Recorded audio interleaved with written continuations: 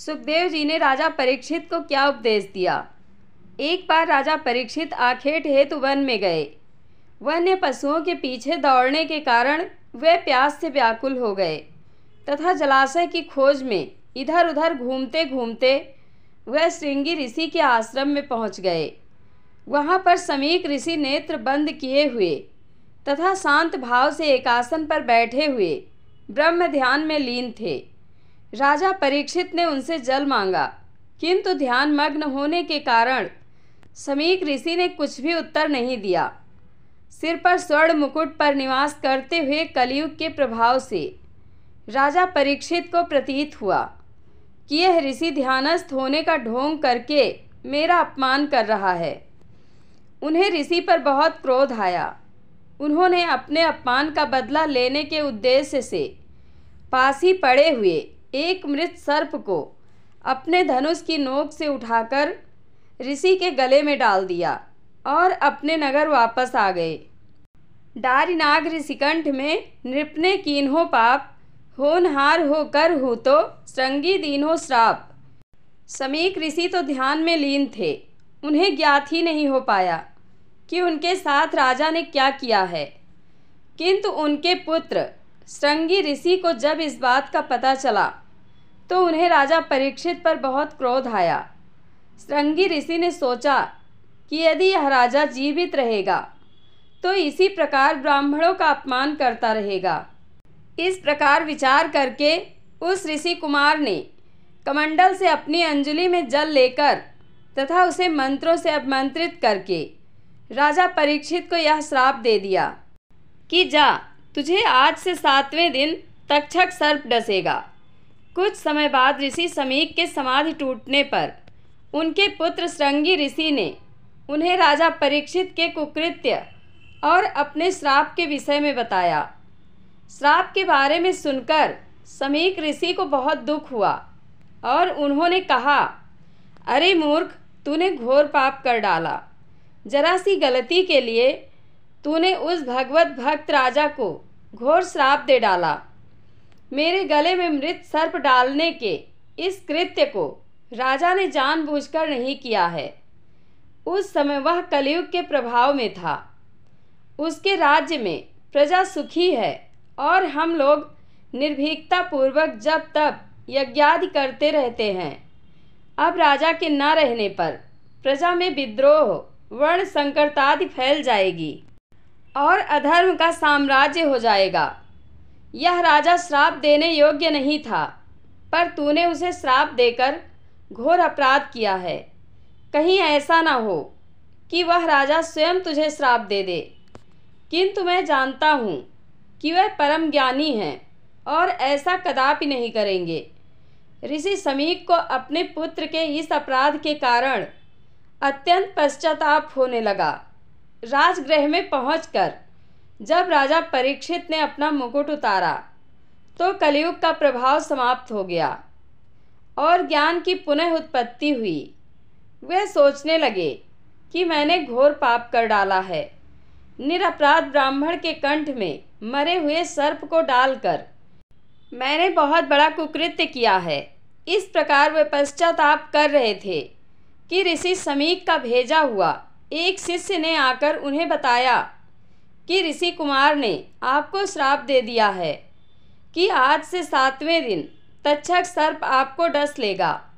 राजा परीक्षित ने शिष्य को प्रसन्नता पूर्वक आसन दिया और बोले, ऋषि कुमार ने श्राप देकर मुझ पर बहुत बड़ा उपकार किया है।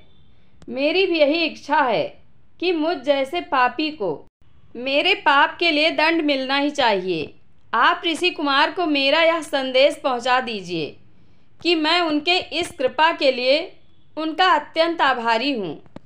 उस शिष्य का यथोचित सम्मान करके और क्षमा याचना करके राजा परीक्षित ने विदा किया।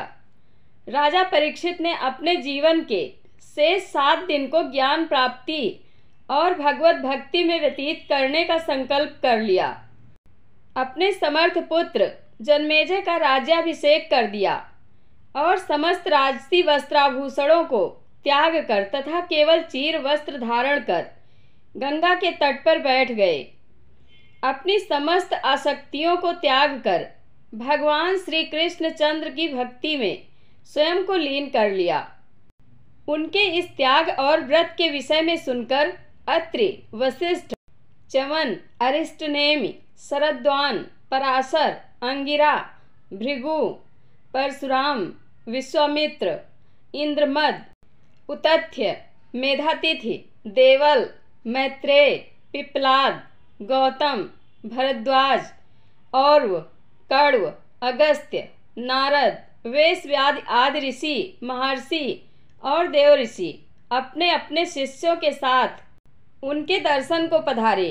राजा परीक्षित ने उन सभी का यथोचित समयानुकूल सत्कार करके उन्हें आसन दिया, उनके चरणों की वंदना की और कहा, यह मेरा परम सौभाग्य है कि आप जैसे देवता तुल्य ऋषियों के दर्शन प्राप्त हुए। मैंने सत्ता के मद में चूर होकर परम तेजस्वी ब्राह्मण के प्रति अपराध किया है, फिर भी आप लोगों ने मुझे दर्शन देने के लिए यहाँ तक आने का कष्ट किया। यह आप लोगों की महानता है। मेरी इच्छा है कि मैं अपने जीवन के शेष 7 दिनों का सदुपयोग ज्ञान प्राप्ति और भगवत भक्ति में करूं। अतः आप सब लोगों से मेरा निवेदन है कि आप लोग वह सुगम मार्ग बताइए जिस पर चलकर मैं भगवान को प्राप्त कर सकूं। राजा परीक्षित के वचनों को सुनकर सभी अत्यंत प्रसन्न हुए और यथा योग्य उनकी इच्छा को पूर्ण करने का निश्चय कर लिया। उसी समय वहां पर व्यास ऋषि के पुत्र, जन्म मृत्यु से रहित परम ज्ञानी श्री सुखदेव जी पधारे। समस्त ऋषियों सहित राजा परीक्षित उनके सम्मान में उठकर खड़े हो गए और उन्हें प्रणाम किया। उसके बाद अर्धपाद्य तथा माला आदि से सूर्य के समान प्रकाशमान श्री सुखदेव जी की पूजा की और बैठने के लिए उच्चासन प्रदान किया। उनके बैठने के बाद अन्य ऋषि भी अपने अपने आसन पर बैठ गए।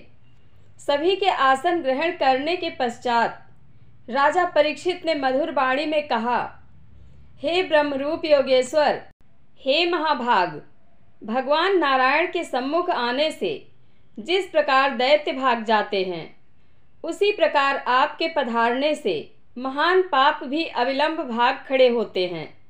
आप जैसे योगेश्वर के दर्शन अत्यंत दुर्लभ है, पर आपने स्वयं मेरी मृत्यु के समय पधार कर मुझ पापी को दर्शन देकर मुझे मेरे संपूर्ण पापों से मुक्त कर दिया है। आप योगियों के भी गुरु हैं, आपने परम सिद्धि प्राप्त की है। अतः कृपा करके यह बताइए कि मरणासन प्राणी के लिए क्या कर्तव्य है, उसे किस कथा का श्रवण, किस देवता का जप, अनुष्ठान, स्मरण तथा भजन करना चाहिए और किन किन बातों का त्याग कर देना चाहिए। समस्त ऋषियों ने राजा परीक्षित के इन प्रश्नों के पूछने के लिए साधुवाद दिया और उनके प्रश्नों के उत्तर देने के लिए महायोगी श्री सुखदेव जी से आग्रह किया। समस्त धर्मों के ज्ञाता परम ज्ञानी श्री सुखदेव जी ने, जिन्होंने नाल छेदन के समय से ही इस संसार की माया को त्याग कर परमहंस व्रत से ब्रह्म ज्ञान प्राप्त किया है, उनके प्रश्नों का उत्तर देने के लिए तैयार हो गए। महायोगेश्वर श्री सुखदेव जी बोले, हे राजा परीक्षित, एक राजा होने के नाते तुम अपने कल्याण के साथ ही साथ सभी के कल्याण की चिंता रहती है, इसलिए तुमने यह अति उत्तम प्रश्न किया है। इससे तुम्हारे कल्याण के साथ ही साथ दूसरों का भी कल्याण अवश्य ही होगा। मनुष्य जन्म लेने के पश्चात संसार के माया जाल में फंस जाता है और उसे मनुष्य योनि का वास्तविक लाभ प्राप्त नहीं हो पाता। उसका दिन काम धंधों में और रात नींद तथा स्त्री प्रसंग में बीत जाता है। अज्ञानी मनुष्य स्त्री, पुत्र, शरीर, धन, संपत्ति, संबंधियों आदि को अपना सब कुछ समझ बैठता है। वह मूर्ख पागल की भांति उनमें रम जाता है और उनके मोह में अपनी मृत्यु से भयभीत रहता है, पर अंत में मृत्यु का ग्रास होकर चला जाता है। मनुष्य को मृत्यु के आने पर भयभीत तथा व्याकुल नहीं होना चाहिए। उस समय अपने ज्ञान से वैराग्य लेकर संपूर्ण मोह को दूर कर लेना चाहिए। अपनी इंद्रियों को वश में करके उन्हें सांसारिक विषय वासनाओं से हटाकर चंचल मन को दीपक की लौ के समान स्थिर कर लेना चाहिए। इस समस्त प्रक्रिया के मध्य ओम का निरंतर जप करते रहना चाहिए, जिससे कि मन इधर उधर ना भटके। इस प्रकार ध्यान करते करते मन भगवत प्रेम के आनंद से भर जाता है। फिर चित्त वहाँ से हटने को नहीं करता है। यदि मूढ़ मन रजोगुण और तमोगुण के कारण स्थिर ना रहे तो साधक को व्याकुल न होकर धीरे धीरे धैर्य के साथ उसे अपने वश में करने का उपाय करना चाहिए। उसी योग धारणा से योगी को भगवान के दर्शन हृदय में हो जाते हैं और भक्ति की प्राप्ति होती है। राजा परीक्षित ने पूछा, हे महाभाग, वह कौन सी धारणा है जो अज्ञान रूपी मैल को शीघ्र दूर कर देती है, और उस धारणा को कैसे किया जाता है? उनके इस प्रश्न के उत्तर में श्री सुखदेव जी ने कहा, हे परीक्षित, योग की साधना करने वाले साधक को सबसे पहले अपने शरीर को वश में करने के लिए यथोचित आसन में बैठना चाहिए। तत्पश्चात क्रिया शक्ति को वश में करने के लिए प्राणायाम का साधन करना चाहिए। साथ ही साथ विषय एवं कामनाओं को त्याग कर इंद्रियों को अपने नियंत्रण में करना चाहिए। फिर ज्ञान का प्रयोग कर मन को चारों ओर से इस प्रकार समेट लेना चाहिए जैसे कि कछुआ अपने सिर पैर को समेट लेता है। इतना करने के पश्चात भगवान के विराट रूप का ध्यान करना चाहिए। उसे यह समझना चाहिए कि जल, वायु, अग्नि, आकाश, पृथ्वी आदि पंच तत्व, अहंकार और प्रकृति, इन 7 पदों से आवृत यह संपूर्ण ब्रह्मांड विराट भगवान का ही शरीर है। वही इन सबको धारण किए हुए हैं। तत्वज्ञानी पुरुषों के अनुसार पाताल विराट भगवान के तलवे, रसातल उनके पंजे, महातल उनकी एड़ी के ऊपर की गांठें, तलातल उनकी पिंडली, सुतल उनके घुटने, वितल और अतल उनकी जांघें तथा भूतल उनका पेड़ू है। हे परीक्षित, आकाश उनकी नाभि, स्वर्गलोक उनकी छाती, महालोक उनका कंठ, जनलोक उनका मुख, तपलोक उनका मस्तक और सत्यलोक उनके सहस्त्र सिर हैं।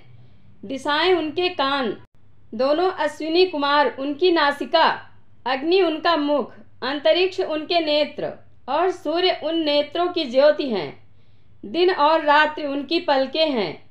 ब्रह्मलोक उनका भ्रू विलास है। जल उनका तालु और रस उनकी जिह्वा है।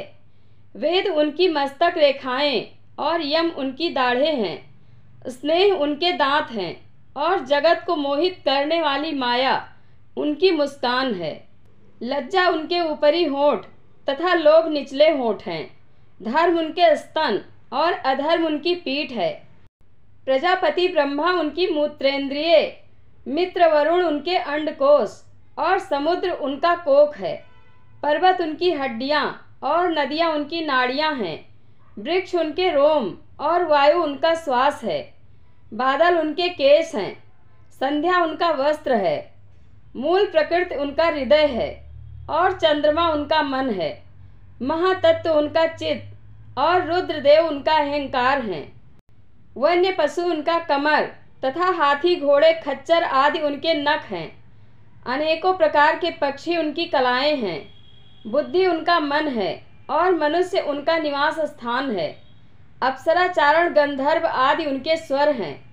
देवताओं के निमित्त किए गए यज्ञ उनके कर्म हैं। दैत्य तथा राक्षस उनके वीर्य, ब्राह्मण उनकी मुखारबिंदु, क्षत्रिय उनकी बाहें, वैश्य उनकी जंघाएं तथा शूद्र उनके चरणों से उत्पन्न होते हैं। अतः बुद्धि और ज्ञान से अपने मन को वश में करके भगवान के इसी विराट रूप का ध्यान करना चाहिए। जय महायोगेश्वर श्री सुखदेव जी।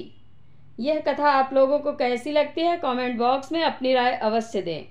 धन्यवाद।